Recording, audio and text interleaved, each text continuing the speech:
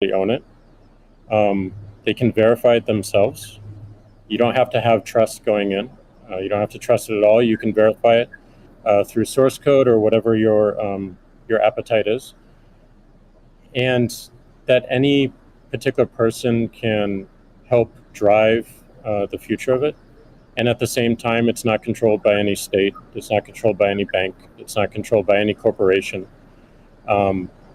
And these three parties of people who participate in the network, people who mine, and also the developers, constantly debating the correct roadmap and the way forward, is a beautiful thing. And I don't know of many other consensus-based models that have existed at that scale for this long with this amount of success. And we're still fairly early. So when, I met a woman in Ethiopia 2 years ago, and she was trying to create the lift for Ethiopia.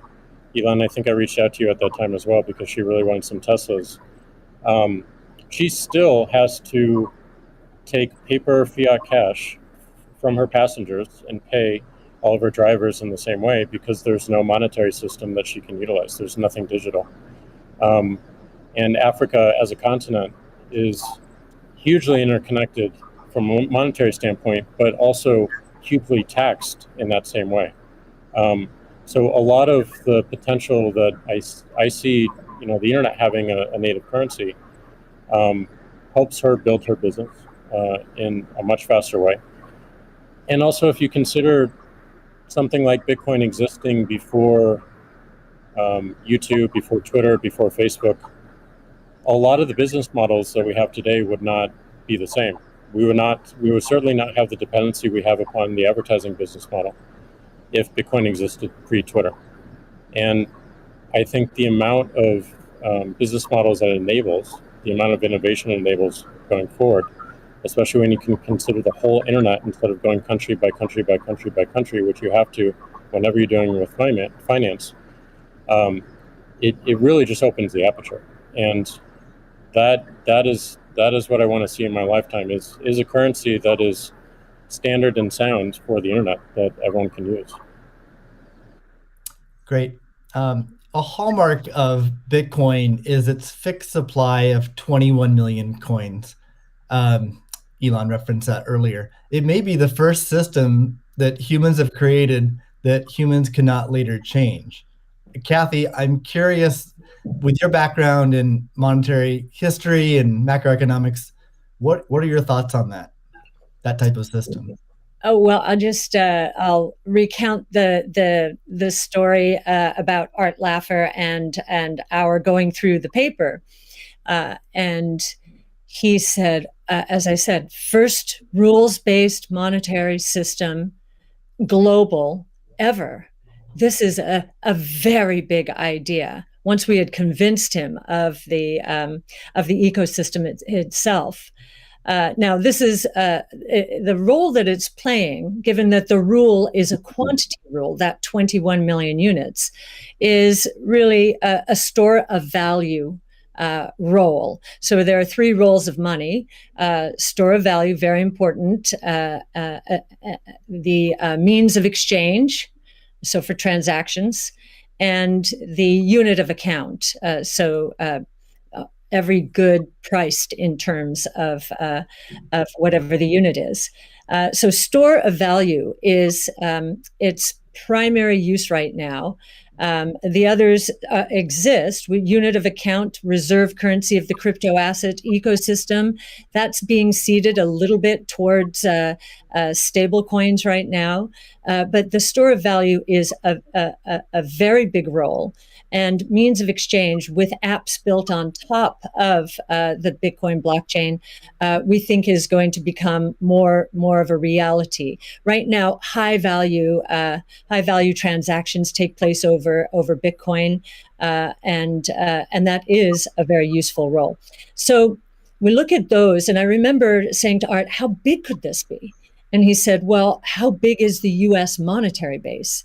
Well, today it's $8 trillion. $8 trillion. At the time we were talking, it was $4 trillion. So we've gone through another crisis since then. And so this store of value, this idea that purchasing power will go up over time, if demand rises relative to supply. Supply ultimately fixed at 21 million units. That's a very good thing. Purchasing power going up globally around the world. And this idea that it's a hedge against confiscation of wealth. And that can take place in a myriad of ways. But inflation, and especially hyperinflation in emerging markets, is the primary way. Talk about destroying purchasing power. So that's a very big idea. And I'll also mention deflation. In some ways, it's a hedge against deflation. I know some people are confused that we at ARC think that we're in a deflationary environment here in the United States. If that is true, the odds of a hyperinflation in the rest of the world, especially in emerging markets, is also true. So, but this deflation, and we learned from 0809, there's counterparty risk associated with deflation. And I think Bitcoin would be a hedge against that eventuality as well. So it's a very big idea. Right.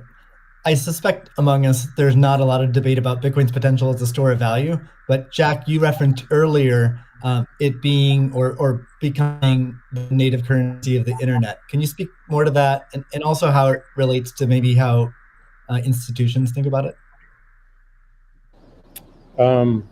Yeah, I mean, like just simple example. If I happen to be in Ghana and my family's in Nigeria, currently I can take anywhere from and I need to send money back, anywhere from 10 to 30% off the top just to send that money back. Whereas if you just focus on the worldwide remittance problem, Bitcoin solves so many of those problems today instantly without having to go through any intermediaries or any slowness or complicated systems that a corporation or a state created. So I think having sound money that is separate from the state is the idea.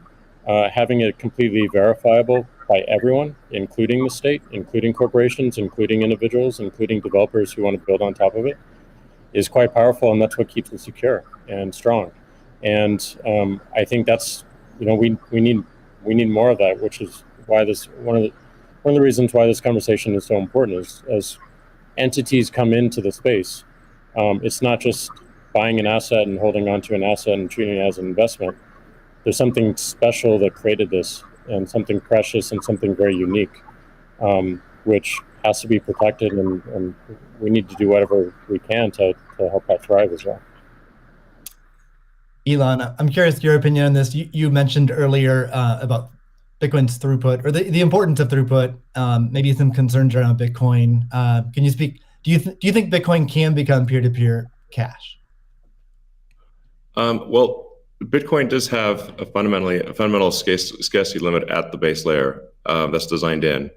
That doesn't mean you can't have some layer 2 system in theory like Lightning. And I understand Lightning is doing well in some small countries. There's some question mark as to whether you need a money transmitter license. Just a debate as to whether that's needed, given that it is not open ledger. So that's a whole separate debate, of course. But Bitcoin by itself simply cannot scale to be the monetary system for the world at base layer. But with a second layer, this is possible depending upon how that second layer is implemented. That's part of why I think there may be some merit to something that may seem silly, like Ethereum, like Dogecoin. I think Ethereum also, like I said, the three things I own outside of SpaceX and Tesla, and obviously it's a Neuralink and Boring Company, but of any significance are Bitcoin by far, and then some Ethereum and some Doge. So if the price of Bitcoin goes down, I lose money. I'm not sort of I might pump, but I don't dump. It's not a case of. I definitely do not believe in getting the price high and selling or anything like that. And I would like to see Bitcoin succeed. I think there's some merit to this is not a slam on Bitcoin. There's some merit to considering something that has a higher max transaction rate and a lower transaction cost, and kind of seeing how far you could take a single layer network where the exchanges act as a de facto second layer. I think you can probably take that further than people realize, and as bandwidth increases over time, latency decreases. SpaceX's Starlink is actually playing a role in this, and I think long term people will probably have, access to worldwide access to gigabit level connectivity at low latency, and so at low cost. And so then your base layer could do a lot of transactions if you take that into account. So yeah, but like I said, Bitcoin with a layer 2 system certainly could scale to do a vast number of transactions. Same goes for Ethereum. Question about the scaling at the layer 1. The concern from the past 5 years of debate in the Bitcoin community is that would sacrifice too much decentralization and hurt the censorship-resistant properties of Bitcoin. I'm curious if what are your thoughts on that? Are you sensitive to that? And are you concerned about losing some of the special properties of Bitcoin or another cryptocurrency by scaling at layer 1? Yeah, I mean, these things it's helpful to use the physics tools of thinking and say, scale up, scale down, and see if it still makes sense. So if scaling up the transaction block doesn't make sense, why don't you scale it down? And have it be, so that somebody, with a laptop from 2008 can still run a Bitcoin node. Why not slow it down? Oh, you want to slow it down? Well, maybe you're at the wrong number then. there's actually there's members in the community that do want to slow it down, but I understand your point. It's silly. The reality is the average person is not going to run a Bitcoin node. So this is and Bitcoin, it was a lot of clever ideas, but these parameters were set, I don't know, in 2008 or something, maybe 2009. And there's been some improvements since then, but not a lot. So, it's sort of like there was still in 2008 there was still a non-trivial number of people on modems. So, now it is quite common to get 100 megabit connection just for a house. Some houses have gigabit connections. So, and that trend is obviously in the direction of higher bandwidth and lower latency. And if somebody else doesn't do it, Starlink certainly will. So I have high confidence that you will be able to maintain a decentralized finance system while still having a much bigger blockchain, aka ASCII text ledger, a hash ledger. You can make the hash ledger bigger without suffering from decentralization as the average connectivity improves, obviously. One idea would be to put a Bitcoin full node in Starlink terminals. That way more people would be running it. Actually, I have run this by the team at one point. I had this idea, which is kind of off the wall, but let's say you need a little space heater. And normally your space heater would just be pure entropy. Well, what if that space heater was also a Bitcoin, Ethereum, Doge mining node? Pick your currency. And so then you'd be heated up, and you would also mine your crypto and have connectivity in one. I love that idea. Yeah, I mean, better than running a space heater. Absolutely. Are there any other, so you're drawn to Dogecoin a little bit. Are there any other gaps in Bitcoin that you see that cause you to be drawn towards Dogecoin? Oh, I think, I mean, I think there's Dogecoin Doge has the Doge community, I think, is somewhat irreverent, obviously, and has great memes and loves dogs, and I love dogs and memes, and it doesn't take itself too seriously, and I think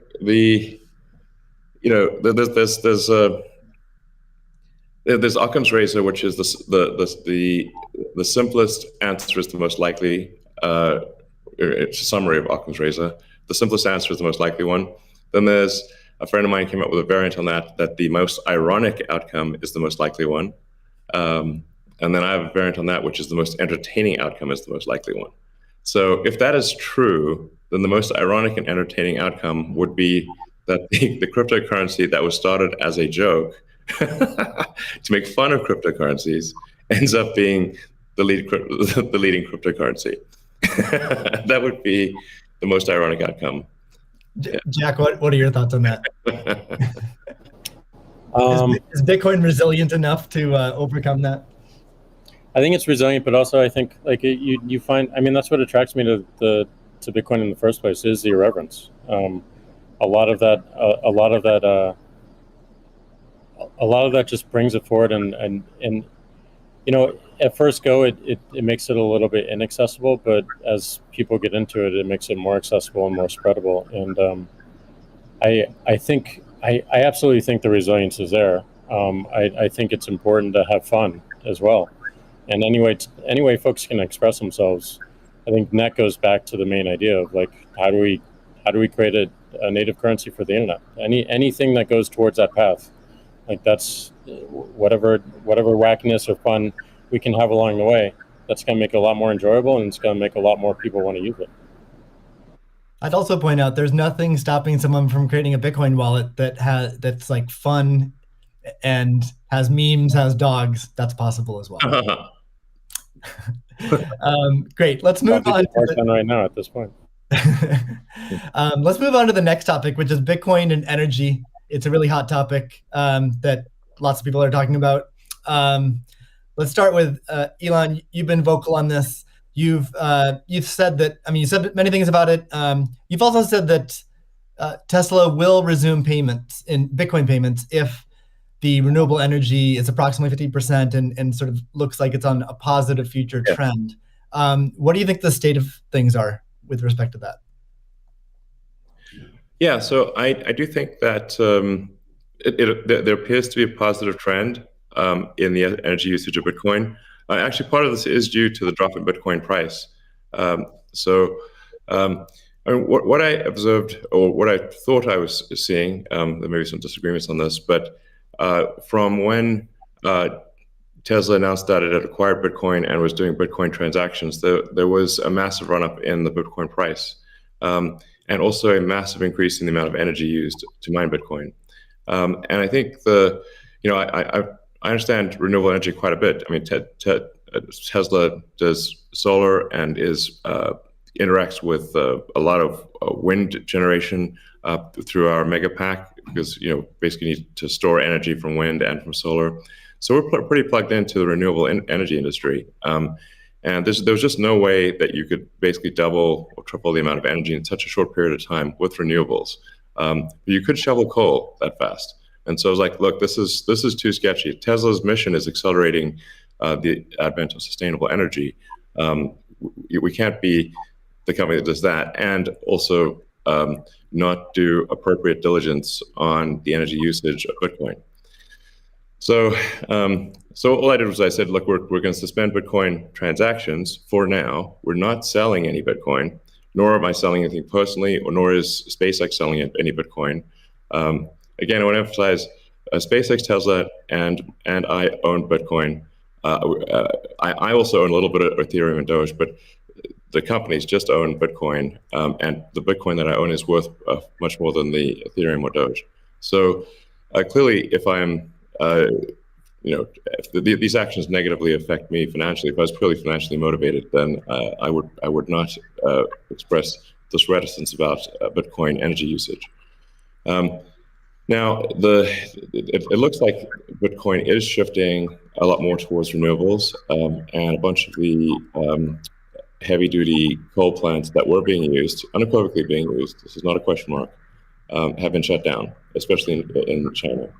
So I think it's probably, and we want to do a little bit more diligence to confirm could confirm that the percentage of renewable energy usage is most likely sort of at or above 50%, and that there is there is a trend towards increasing that number, and if so, then Tesla will resume Bitcoin, accepting Bitcoin. Yeah, so I think we want to just do a little bit more diligence, and I think, but most likely the answer is that Tesla would resume accepting Bitcoin, most likely.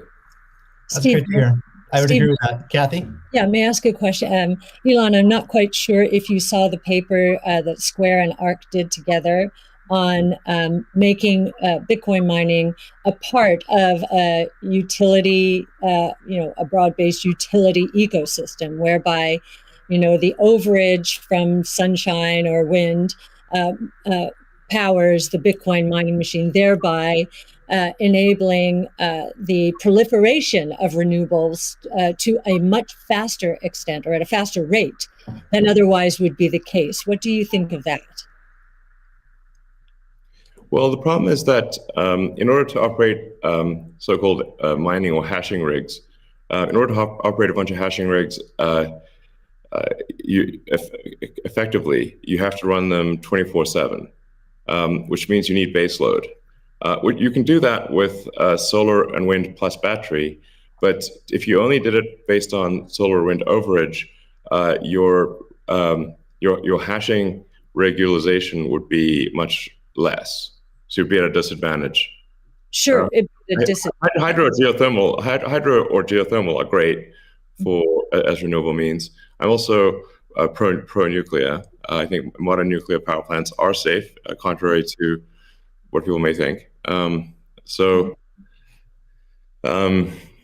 really think it's possible to make very, very extremely safe nuclear. I'm talking about fission. You don't need fusion.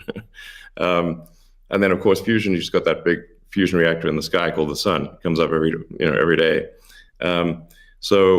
But I think a combination of solar and wind plus stationary storage will get you that base load, so you can run hashing 24/7. Okay, Jack, I'm curious. You've stated that Bitcoin incentivizes renewable energy. That's what we're talking about now. Do you have any additional thoughts on that? Yeah, I mean, everything that Elon said and Kathy mentioned, but it's also incentivizing a lot of innovation in just energy space and just like looking at unused energy. There's a company called Great American Mining that caps the methane flares on oil fields to power their rigs. And you just imagine, and you mentioned nuclear, Elon, as well, and just imagine all the unused energy that is just being wasted every single day.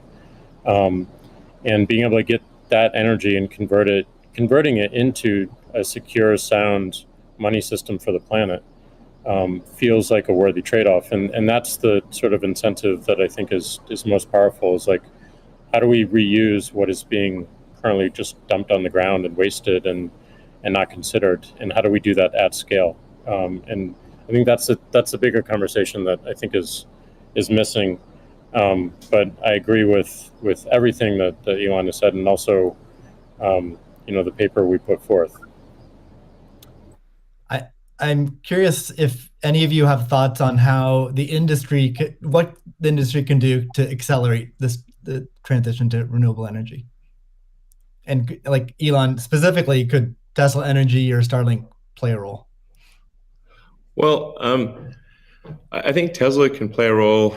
Tesla's literal reason for existence. The reason I've put so much of my life energy into Tesla, which is a lot. In fact, I would say that I've had some pretty tough life experiences, and Tesla is responsible for probably 2/3 of all personal and professional pain combined. Just to give you a sense of perspective there. So this is a hella hard situation. But we do solar, commercial solar, solar retrofit, as well as the solar roof. And we make consumer battery packs called Powerwall for houses and small businesses. And then the utility scale, which are gigantic. These we've done now a number of gigawatt hour installations. That's a lot. That's a lot. And a lot of them actually have been for load leveling the grid. Mostly they are, and combined with the first really big one we did, which is 100 megawatt installation in Australia. That's actually helped stabilize a huge portion of the South Australian grid, because it's able to react so fast. In fact, at first, because they've got a billing system in Australia that I think works at the sort of millisecond level, and we were operating at the microsecond level. So the system was operating so fast that the measuring system couldn't see it. But so Tesla's certainly doing a lot to enable renewables, especially wind and solar. And in fact, the limiting factor for us right now is cell production. So we need to both internally get the Tesla internal battery cells produced, as well as increase supply from suppliers. Generally, when I talk to our suppliers and they say, how many cells would you like? I say, how many cells can you make? Because sometimes they're like concerned, well, is Tesla going to compete with them on cells? I'm like, no. If you want to make the cells, be our guest. It's just that we need a crazy number of batteries, and they need to be done. It obviously needs to be mined and produced and manufactured in an ethical and environmentally sound way. So, Tesla, we really do aspire to be the good guys, to be a company that people can believe in. It doesn't mean we don't make mistakes, but that's what we try. So, but I think generally hydro, especially existing hydro, is good for mining. Geothermal, there's lots of places in the world that have geothermal energy. Like I said, nuclear is also good. I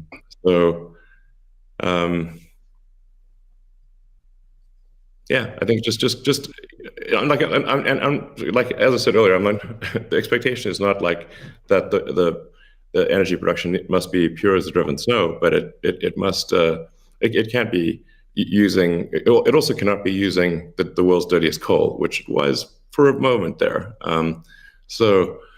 That's just difficult for Tesla to support in that situation. So I think, but I do think long-term renewable energy will actually be the cheapest form of energy. It just doesn't happen overnight. But as long as there is a conscious and determined and real effort by the mining community to move towards renewables, then obviously Tesla can support that. That's great. Kathy, we've been talking a lot about energy, but many institutions are facing questions around Bitcoin's relationship with ESG. Can you maybe speak a little bit more to what is S and G in ESG and how Bitcoin might support those? Sure. So E, of course, is environmental, S is social, and G is governance. And there is a massive movement afoot in the institutional world, especially, to embrace ESG and make sure that their asset managers are doing the same. So if we've just talked about environmental, and I really do believe that Bitcoin will be much more environmentally friendly, certainly than traditional gold mining or the traditional financial services sector. In many ways, it already is, and it's just going to get better that way. In terms of social, I know that many institutions, when they are thinking of social, they think of diversity and equity, pay equity, and all of that.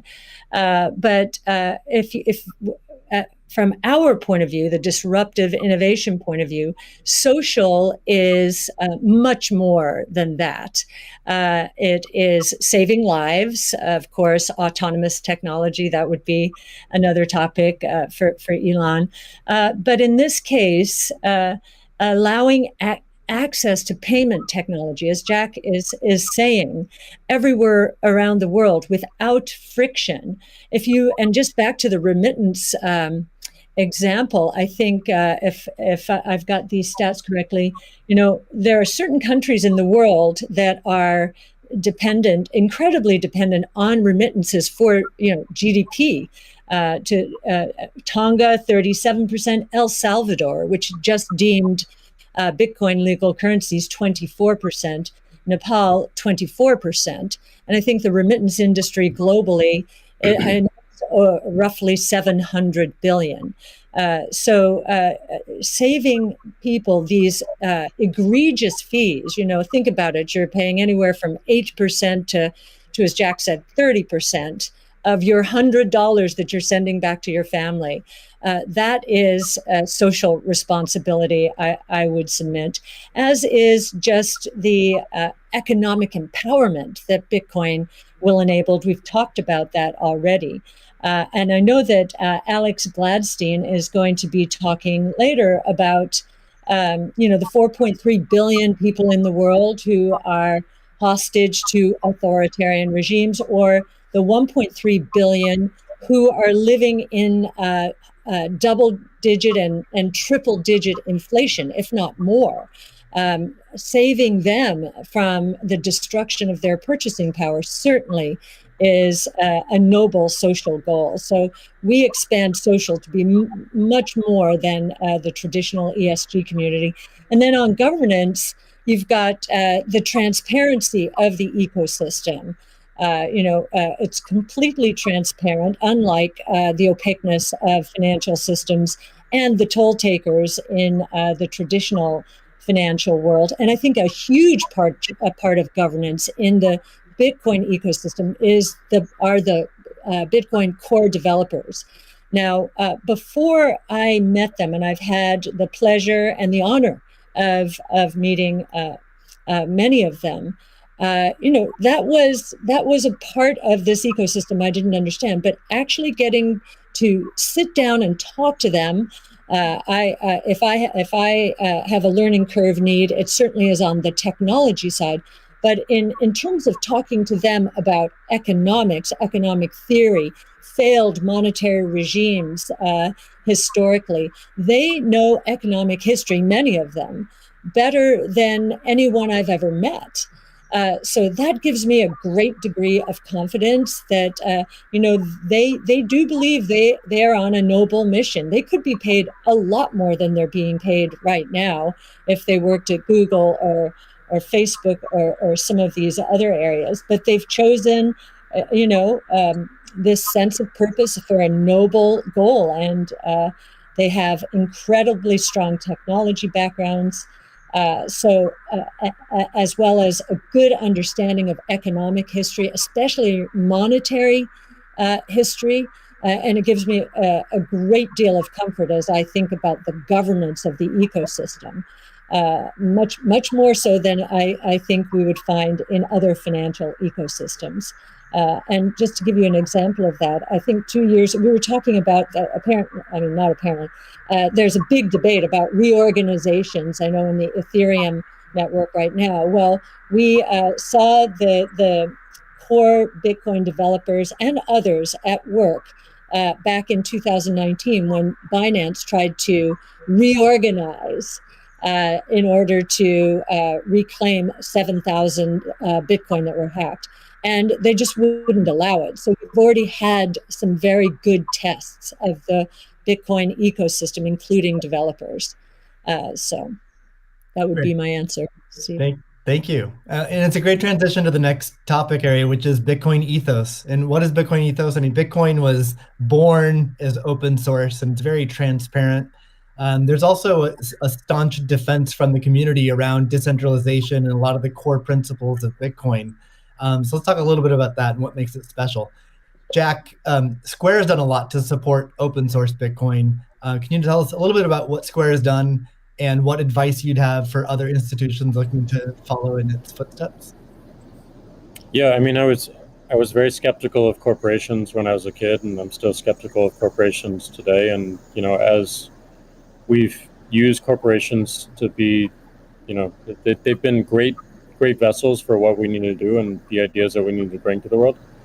But Bitcoin is not that. And when we were considering Bitcoin and how Square intersected, I was really concerned with how we don't disrupt the community in a negative way, how we promote what is amazing about it, and how we help it grow in that way, in the way that it wants to. So we created Your Team, Steve, which is Square Crypto, which is hiring open source developers to work on whatever they want and whatever they think is most important to help Bitcoin. We created an organization called Copo, which we gave up all of our crypto patents so that the community can use them in defense against trolls and some crazy characters we won't name. And we continue to find ways that, like, following that Bitcoin path, we're going to create a hardware wallet. We're probably going to do a lot more in hardware. Everything that we do in the space is going to be completely open source, from the hardware design to the software, taking in the community's push. And we're building a developer platform as well, in the same open development, open source, and completely transparent. So I think as institutions or companies like ours consider getting in the space, I think contribution back to the community is important. Tesla did this with accepting payments for Tesla and finding security holes and improving the stack. And as I said before, we can't just see this as an asset that we own and an investment vehicle. This is something that has the potential to change everything and make the lives of everyone on this planet better in some small, maybe marginal way, but those margins will be meaningful as they compound over time. Great. Elon, you've tweeted before that any wallet that doesn't give the user their private keys should be avoided at all costs. Can you tell us more about why is that important, and how does what's its relationship with decentralization? Well, it's difficult to say that if you own crypto in an exchange and the exchange does not give you your private keys, it's not clear that you own anything. I mean, if there's something that, if that exchange breaks or is hacked or or is subject to seizure by the government or something like that, your crypto is gone. So in order to actually have a properly decentralized finance, which I'm a fan of, I think it makes sense. Then you have to own your private keys, and you should be the only one who has your private keys. So if you're the only one who has the private keys, then you own it. If someone else has your private keys, effectively they own it too, and the security of your crypto is then dependent upon them or any entity that can affect them. So I think what Jack's doing sounds like a good idea, to have a hardware wallet that's the only thing that contains your private keys. Like that's like in terms of sort of empowering the people, which I very much believe in. Then I think you want to have people have their own wallets and be the only ones that have the private keys to that wallet, so-called wallet, the other side of the of the crypto. Right. I agree, and I think we'll see an emergence too of new solutions that use multi-sig, like with a 2 of 3 keys, where the user has 2 keys, and then you get assisted custody by having an institution hold a 3rd key. Can be a good solution as well. Yeah. Well, you can just put your private key in something that has dual access or voting access as an application on an existing network. Right. So the Bitcoin community is known for staunchly defending Bitcoin's principles. Sometimes it can be rude and aggressive, but I think what it stems from is just a desire to not have wealthy or powerful people or institutions negatively impacting Bitcoin or sort of changing the rules in favor of them. I'm curious to hear from each of you what role you feel like you and your own institutions, your own companies What role can you play in Bitcoin, and how do you positively impact it without having these negative drawbacks? Kathy, maybe start with you. Sure. Yes. Well, ARC has stood for two things: democratization and transparency. Democratize it. We're the closest you'll find to a venture capital fund in the public equity markets, and I kind of feel that Bitcoin, or we have Bitcoin's DNA from that point of view.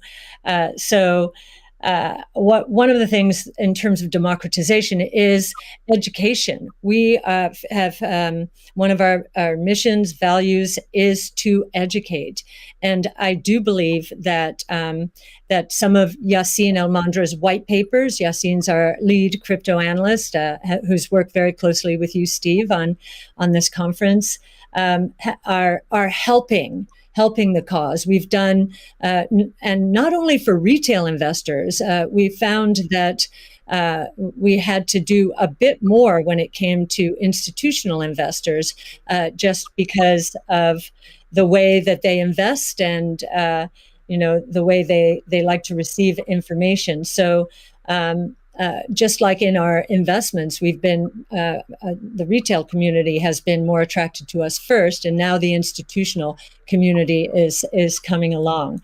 So I do think our transparency of research, especially in the social world, social media, pushing our research out for free to anyone, is part of our way of helping the community. And I do think encouraging, and this is something that Jack just said, I would encourage the support of the Bitcoin core developer community. As I said before, it's amazing to me, having gotten to know some of them, how strong their sense of purpose is here.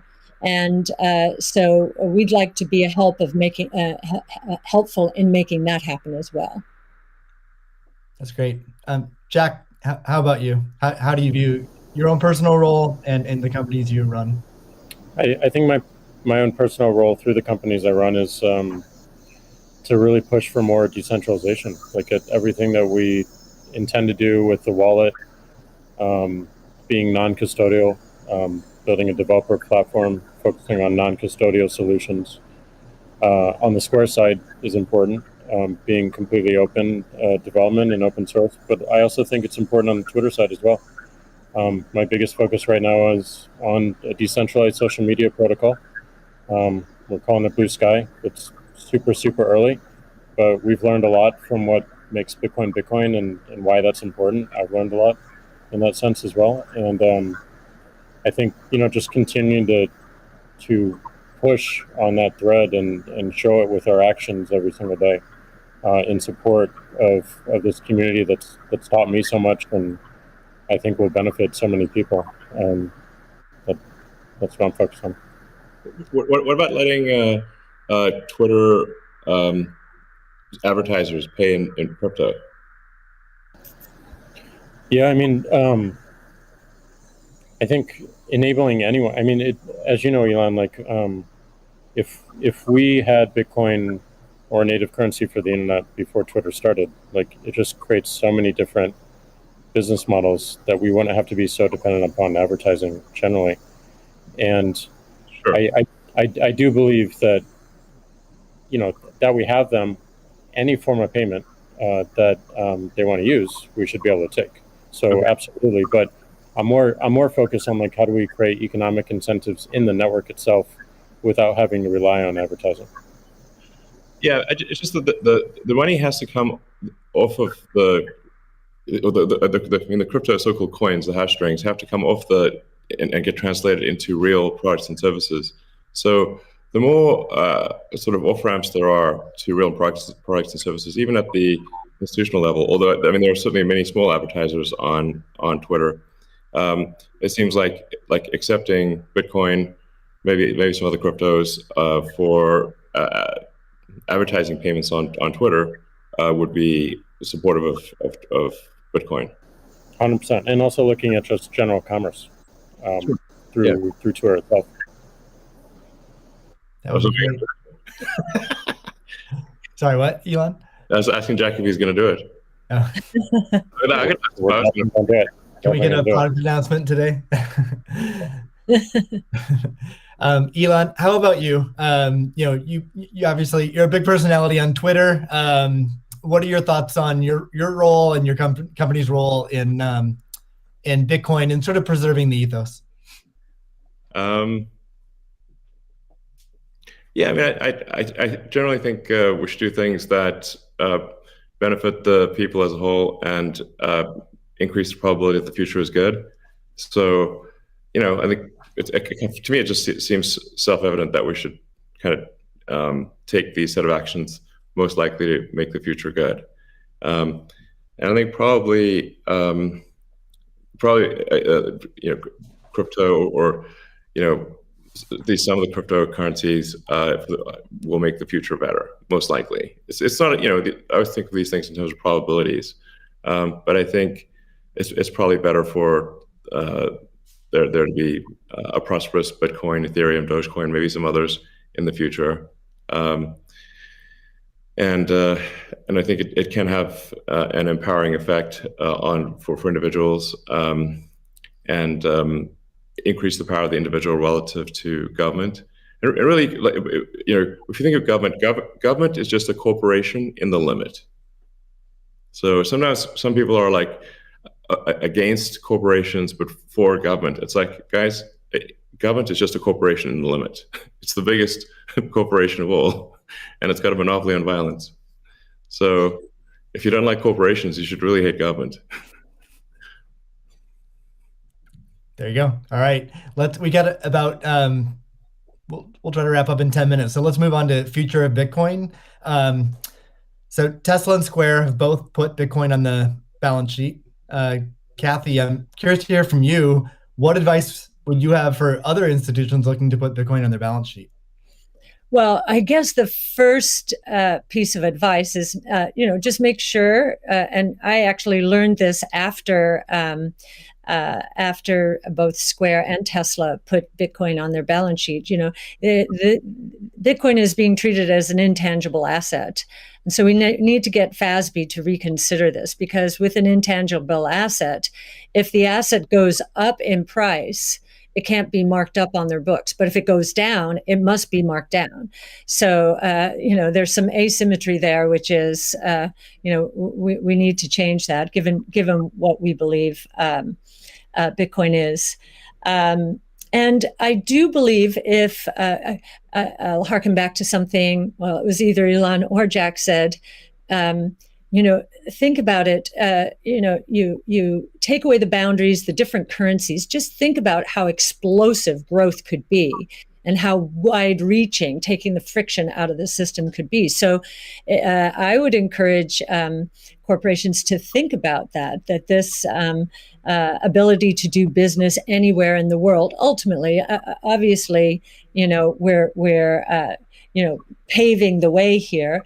That's certainly a consideration. It also will serve as a hedge against inflation, especially, and as I mentioned earlier, there are a lot of emerging markets that are suffering from significant inflation. In other words, the purchasing power of those populations is going down. So they are going to migrate to Bitcoin and other ways to preserve purchasing power.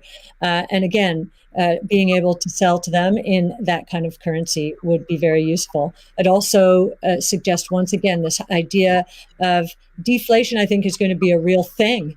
There's going to be good deflation caused by innovation, so demand will boom because of that. There's going to be bad deflation because so many companies out there have not been investing enough in innovation. Their products are going to go obsolete, and they're going to be stuck trying to service the debt that they piled on because their shareholders wanted profits and wanted them now. So they leveraged up to buy back their shares and pay dividends, and so I think that's going to be the source of bad deflation and counterparty risk. And we learned from 08-09 that counterparty risk can be devastating. almost cataclysmic. So a hedge against that as well, I think, would be another reason to do it. Great. Yeah, it's funny. It kind of like Tesla's bank balances in Europe have negative interest rate. It drives me crazy. Yeah. I mean, technically, if you've got like 2% inflation and 1% interest, you're technically minus 1% return. But nonetheless, it is quite annoying to just see your bank balance drop in real time in Europe. Europe has negative interest rates. This is insane. Yeah. Paying the banks to hold the bank to keep your money. I'm like, what? It is crazy. Like, what? We should definitely move that into Bitcoin. I believe Ray Dalio said, "Buy Bitcoin and not bonds." So there you go. Mm-hmm. Yeah. Jack, you've talked about design being an underfunded area in Bitcoin, and Elon earlier mentioned, usability could improve a lot. I don't think anyone's going to argue with that. What do you see as the future of how can design impact Bitcoin? Yeah, I mean, I think that the Bitcoin network is beautifully designed as a protocol in the way it works. I mean, it went after a single problem, and it does in an absolutely astounding way. But I think the endpoints of people getting into it is still a little bit confusing. So I think the more energy we spend on wallets and making sure that the wallets are simple and accessible and they're non-custodial as well. Yeah. I think the best example of this is that I know of is probably this wallet called Moon, and it's just simple, straightforward. It's a great. It does an amazing thing with key management that my mom and friends new to Bitcoin can understand. Does amazing in storage, and it also has a very clever implementation of Lightning, so that you can use it in a transactional way without having to think about it. Just with QR codes in a way that makes sense. So more work like that, I think, really brings us forward. Great. Let's wrap things up with a final question for each of you. I guess what is your hope for Bitcoin? How it can impact the world? Let's see, Elon, do you want to start with that? So what's your hope? What's your hope for Bitcoin? Well, my hope for I guess crypto in general is that it can improve the efficiency of the information system that we call money. So if the core efficiency of money is improved and and money has less error, where, like I said, error is like any kind of government interference or fraud or anything like that, this will naturally lead to basically a better standard of living and more power to the individual, which I very much agree with. Great. Kathy? Yeah, and I would segue from what Elon just said is, money has powerful network effect qualities. And so, we talked about ESG earlier. I think that, of course, that aspiration, having this money be the best from an ESG point of view, that's really talking about solving some of the world's problems right now, which we definitely want to do. But I also am very excited about this idea of network effect and the convergence of blockchain technology and artificial intelligence from a technology point of view. I think, think about the internet in the earliest days. We couldn't imagine what was going to happen, but the impetus to growth was pretty incredible. So I am looking at this rules-based monetary policy, making for better lives around the world, as we've just said. But I'm also looking at the technology itself and the convergence between blockchain technology and artificial intelligence, to change the world in ways that we cannot imagine right now, solving even more problems, but creating more opportunities as well, which is the history of technology and disruptive innovation. Jack, what's your hope for Bitcoin? My hope is that it creates world peace or helps create world peace. I mean, Elon said it earlier. We have all these monopolies of violence, and the individual doesn't have power. And the amount of cost and distraction that comes from our monetary system today is real, and it takes away attention from the bigger problems. Some of the bigger problems that Elon is trying to solve, like get us to a multi-planetary humanity. All these distractions that we have to deal with on a daily basis take away from those bigger goals that affect every single person on this planet, increasingly so. So it may sound a little bit ridiculous, but like you fix that foundational level and everything above it improves in such a dramatic way. So it's going to be long term, but my hope is definitely peace. That's fantastic. Well, I'd like to thank all three of you for giving us your time today. It's been a fantastic conversation. Thank you to the audience for tuning in. The B word is not just this discussion, but we have a lineup of incredible speakers and content. So I encourage everyone to check it out. Thank you very much. All right, thanks. Thank you all. Thank you.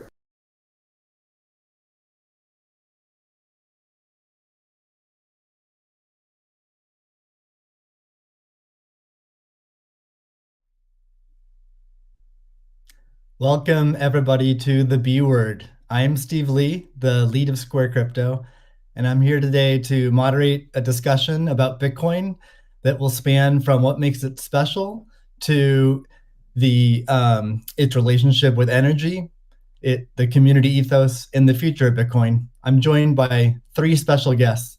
The first is Cathie Wood, founder, CEO, and CIO of ARK Invest. Next is Elon Musk, techno king of Tesla and chief engineer of SpaceX. And finally, Jack Dorsey, CEO of Square and CEO of Twitter. So we have a lot to talk about today. So let's get to the talk and get right to it. I'm going to start off by asking each of you a question, which is what's shaped and influenced your views on Bitcoin? And let's start with Cathie. Okay, Steve, thank you. Well, the first thing was our focus on disruptive innovation. So starting in 2011, Brett Winton, our director of research, who I know will be on the program later, he started talking about this thing called Bitcoin at the time.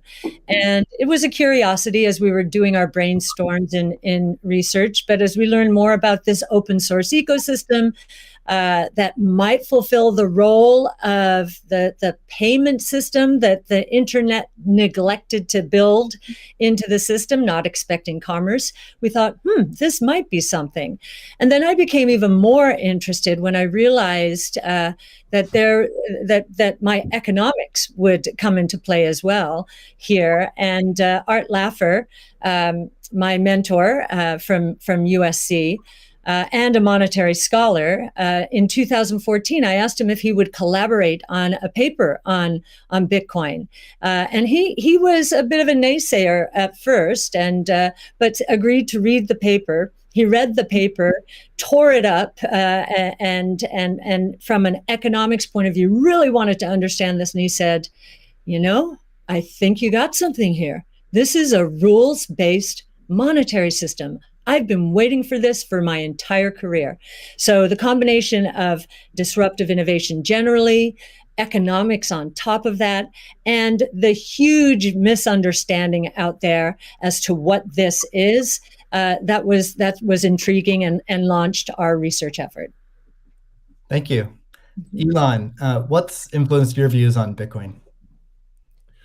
Well, I've thought about money for quite a while, obviously since the PayPal days. And then the companies that preceded that, X.com, which I created, and Confinity, which Peter Thiel, Max Levchin, Luke Howry, and others created. We combined the companies and made PayPal. So I've been thinking about money for a long time. And really, it's best to think of money as an information system, primarily an information system for labor allocation. For practical purposes, it exists in a series of heterogeneous databases, like very different databases in bank mainframes around the world. It moves quite slowly in reality. It seems to move fast sometimes, and it does with PayPal, which is real time. But the vast majority of the systems out there are batch processing. So the actual reconciliation may take 1 to 5 business days, sometimes longer. And you have the ACH system, which is ancient and still in operation, which is allows transfers effectively like a check would be an ACH transfer, but it's not secure. And you've got the credit card systems, which are also not secure. It would be like handing your username and password to a stranger in a restaurant if you buy a meal. So there's definitely an opportunity for something that is better from an information theory standpoint. So and there you can think of it like data on a network. I think is the way to view it. What has the most throughput? What has the least error? What drops the fewest packets? Fraud, for example, being a source of error. And government interference in currencies being a source of error. But it's fundamentally an information system. So I think it makes sense to support something that improves the quality of information with which we conduct the economy.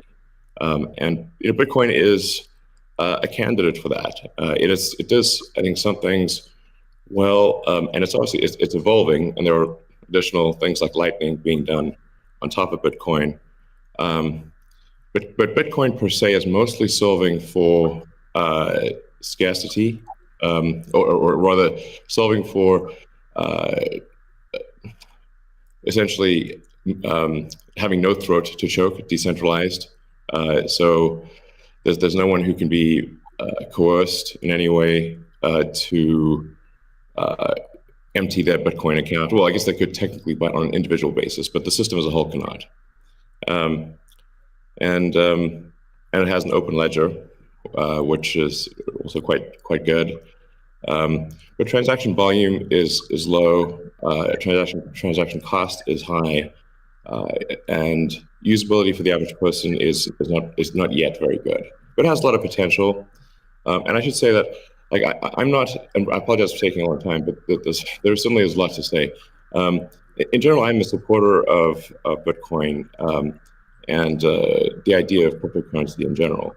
But as I've said publicly, we do need to watch out for crypto taking, especially Bitcoin, using proof of work to maybe use energy that's maybe a bit too much and not necessarily good for the environment.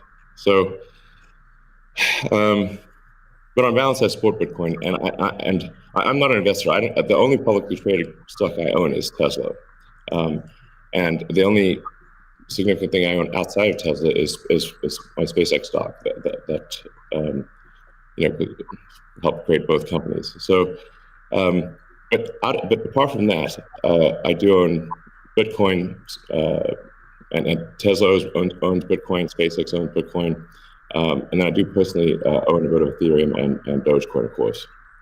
So. Okay, great, thank you. And we'll get into some of those issues in more depth as well. Jack, how about you? What shaped your views of Bitcoin? The network and the community. It's deeply principled. It's weird as hell. It's always evolving, and it just reminded me of the internet when I was a kid. And I encountered alt cypherpunks when I was fairly young, and this was a topic of discussion for years. I didn't touch it until 2008 when we started Square. Elon and teams at X and PayPal inspired a lot of what we were trying to do, trying to bring in more to a physical world, but we encountered this crazy predatory system that was slow, that was obtuse. And I think, one of the things that we tried to do, which X and PayPal also tried to do, is build an abstraction layer around this complication and around this predatory nature that the financial industry can tend to be, and make it work for people. But when I saw Bitcoin in 2009, you see a chance to replace the whole foundation.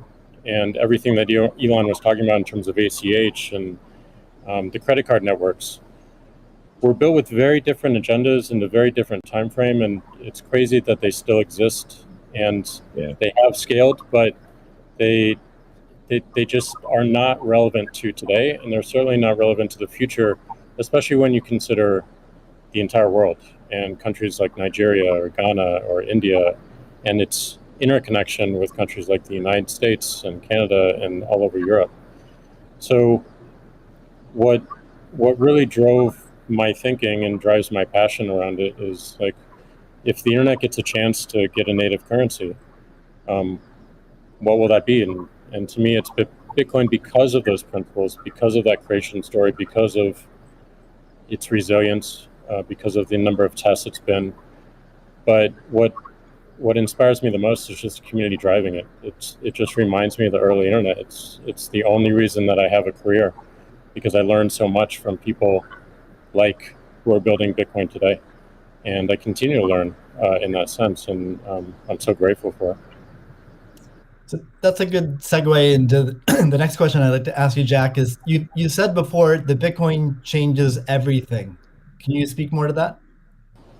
Well, I just think that a lot of what we experience in life, when you really get down to the foundation, a lot of our monetary policies, a lot of our monetary systems cause so much distraction and so much cost. And when you get to a system where you have the potential for people to truly own it, they can verify it themselves. You don't have to have trust going in. You don't have to trust it at all. You can verify it through source code or whatever your appetite is, and that any particular person can help drive the future of it. And at the same time, it's not controlled by any state. It's not controlled by any bank. It's not controlled by any corporation.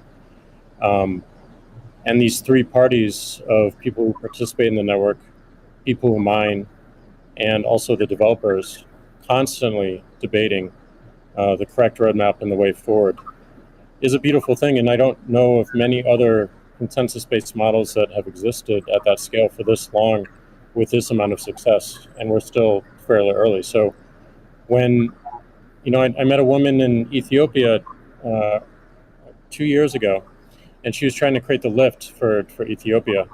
Elon, I think I reached out to you at that time as well, because she really wanted some Teslas.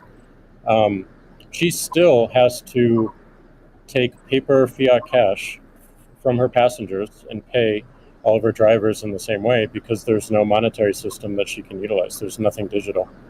And Africa as a continent is hugely interconnected from a monetary standpoint, but also hugely taxed in that same way.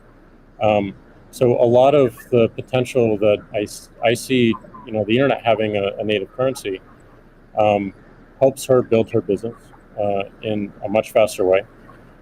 And also, if you consider something like Bitcoin existing before YouTube, before Twitter, before Facebook, a lot of the business models that we have today would not be the same. We would certainly not have the dependency we have upon the advertising business model if Bitcoin existed pre-Twitter.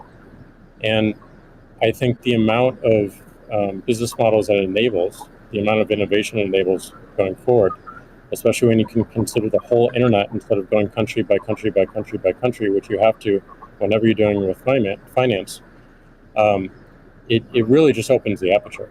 And that is what I want to see in my lifetime, is a currency that is standard and sound for the internet that everyone can use. Great. A hallmark of Bitcoin is its fixed supply of 21 million coins. Elon referenced that earlier. It may be the first system that humans have created that humans cannot later change. Kathy, I'm curious, with your background in monetary history and macroeconomics, what are your thoughts on that type of system? Oh, well, I'll recount the story about Art Laffer and our going through the paper. And he said, as I said, first rules-based monetary system, global, ever. This is a very big idea. Once we had convinced him of the ecosystem itself. Now, this is the role that it's playing, given that the rule is a quantity rule, that 21 million units, is really a store of value role. So there are three roles of money: store of value, very important; the means of exchange, so for transactions, and the unit of account. Every good priced in terms of whatever the unit is. So store of value is its primary use right now. The others exist. Unit of account, reserve currency of the crypto asset ecosystem. That's being seeded a little bit towards stable coins right now. But the store of value is a very big role, and means of exchange with apps built on top of the Bitcoin blockchain, we think is going to become more of a reality. Right now, high value transactions take place over Bitcoin, and that is a very useful role. So we look at those, and I remember saying to Art, "How big could this be?" And he said, "Well, how big is the U.S. monetary base?" Well, today it's $8 trillion. $8 trillion. At the time we were talking, it was $4 trillion. So we've gone through another crisis since then. And so the store of value, this idea that purchasing power will go up over time if demand rises relative to supply. Supply ultimately fixed at 21 million units. That's a very good thing. Purchasing power going up globally around the world. And this idea that it's a hedge against confiscation of wealth. And that can take place in a myriad of ways. But inflation, and especially hyperinflation in emerging markets, is the primary way. Talk about destroying purchasing power. So that's a very big idea. And I'll also mention deflation. In some ways, it's a hedge against deflation. I know some people are confused that we at ARC think that we're in a deflationary environment here in the United States. If that is true, the odds of a hyperinflation in the rest of the world, especially in emerging markets, is also true. So, but this deflation, and we learned from 0809, there's counterparty risk associated with deflation. And I think Bitcoin would be a hedge against that eventuality as well. So it's a very big idea. Right. I suspect among us, there's not a lot of debate about Bitcoin's potential as a store of value. But Jack, you referenced earlier it being or becoming the native currency of the internet. Can you speak more to that, and also how it relates to maybe how institutions think about it?